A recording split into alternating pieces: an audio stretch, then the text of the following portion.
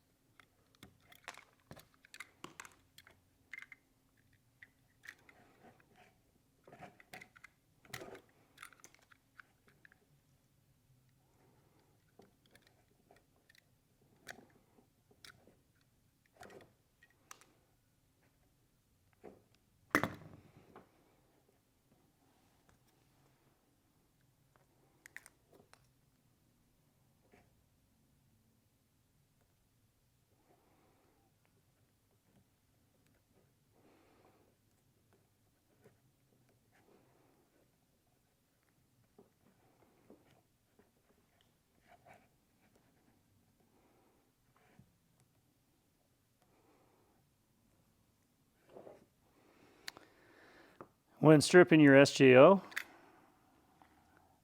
if it's a connection end to end, you can keep it fairly short, maybe a few inches, about 3. Lightly score the outside.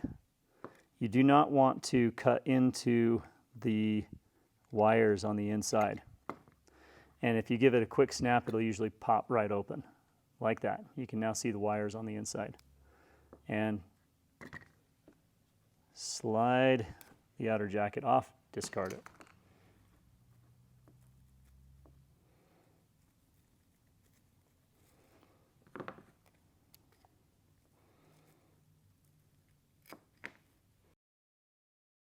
Okay, so I just cut off the fibers that are inside that help to keep the wires all separated and clean on the inside. We don't need those out here. Now, the wires on the inside, you've got a black wire, which is your hot, white wire, which is neutral, and your green, which is your ground. Your green wire, I want to make sure that overlaps the connection when I put that together and comes up to my ground wire on the heat cable.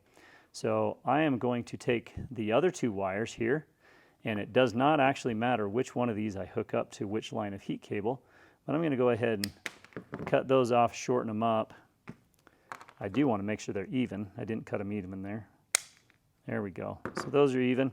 And I'm going to strip those open so that they can be mounted into that crimp, our yellow crimp. So I'm going to take that and just strip that off. I'm going to strip that one off as well. Bingo. Okay. So now this is prepped and my heat cable is prepped, ready to go. Let's go ahead and put the ground crimps. I like putting them onto the heat cable first.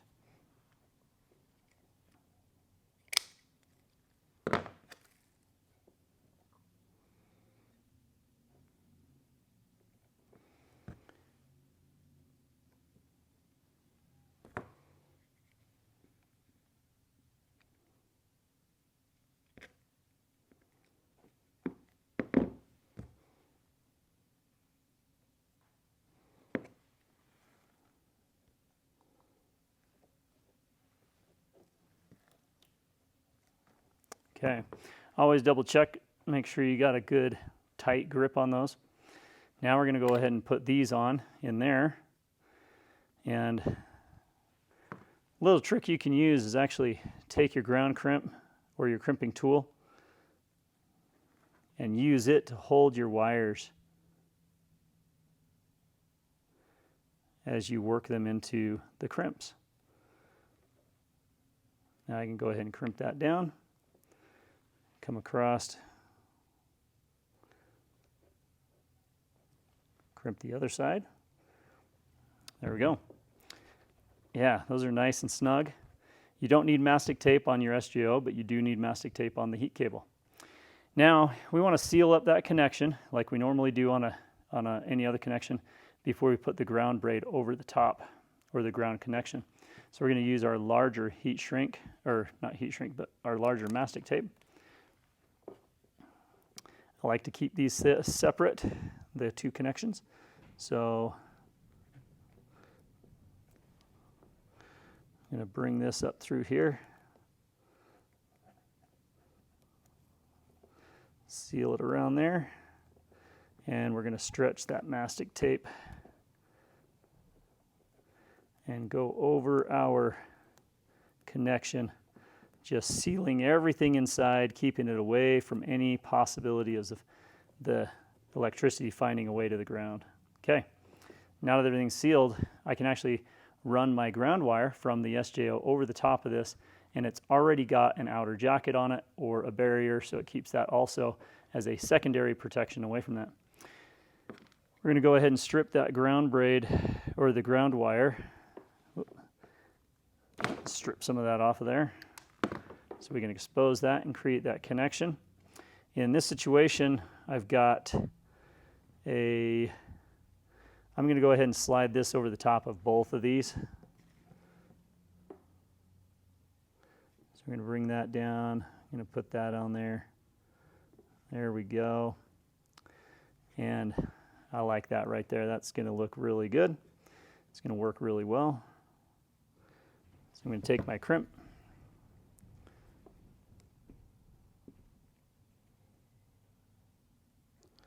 Pinch that down. Okay. And I want to get rid of the excess ground braid right here. I don't need that on there. So snip that off there. And we're going to lay that. I like laying this back, going away from the connection, so it keeps it away from any possible power source. Now we're going to go ahead and wrap this up with our electrical tape.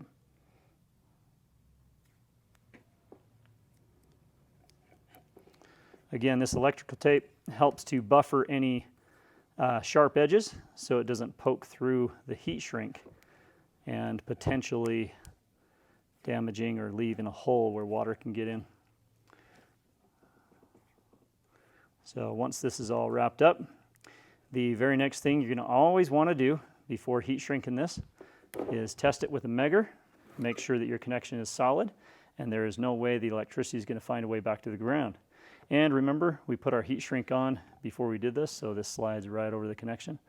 At that point, I can get an idea. I'm going to actually take my thumb on this side, look at where my halfway point is, and there we go. We have it centered. We're going to go ahead and heat shrink this and seal it up.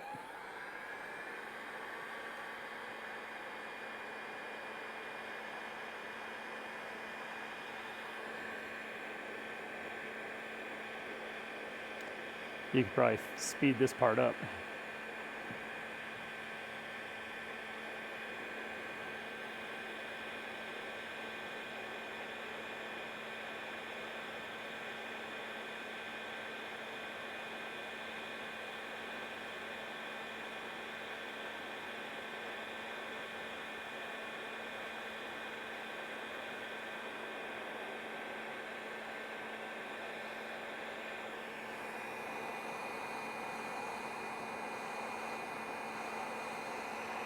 As you get to the end of the heat shrink, make sure you don't get too close to the wire or your cable so you don't burn it.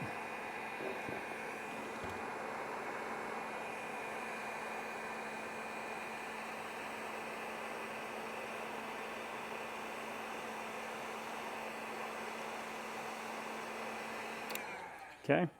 Once I do one side, I like to make sure that just lightly and gently squeeze that cable, or squeeze the heat shrink around the cable. Make sure that the glue is sealing everything up.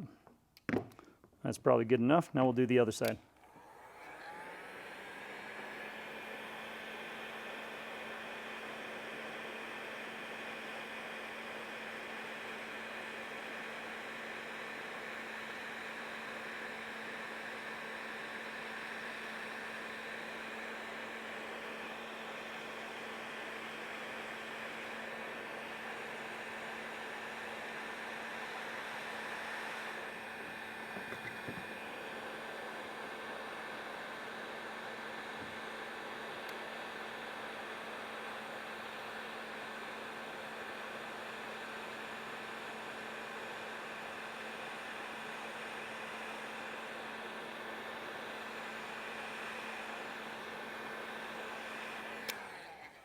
Okay, again, once that's all done, I'm just going to gently press on that a little bit. Make sure that glue is making contact and sealing up this connection point. That should be 100% watertight, should last for a long time, and our connection is solid. Again, after every connection, make sure you measure your connection, make sure there's no ground or any connection where the electricity can jump from the bus wire to the ground braid. So that is a proper connection from SJO to heat cable.